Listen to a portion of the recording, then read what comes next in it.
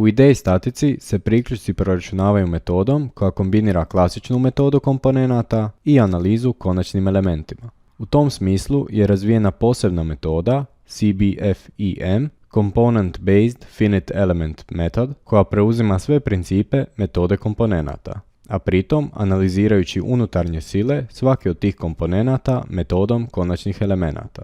Ovaj spoj metoda omogućuje preciznije rezultate kao i modeliranje i provjeru vrlo kompleksnih oblikovanja priključaka. U globalnoj analizi konstrukcije spojevi su modelirani kao čvorovi bez mase, opterećeni unutarnjim silama elemenata koji se ondje susreću.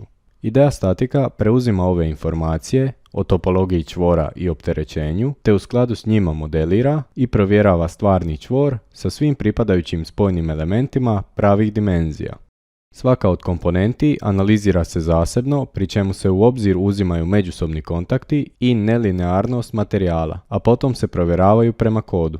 Pritom su elementi konstrukcije obuhvaćeni u segmentu duljine 2 do 3 puta veće od visine njihovog poprečnog presjeka. Opisani pristup dimenzioniranju priključaka, odnosno CBFEM metoda, omogućuje da softver uz vrlo kratak radni proces modeliranja proračuna izuzetno kompleksne topologije čvorova.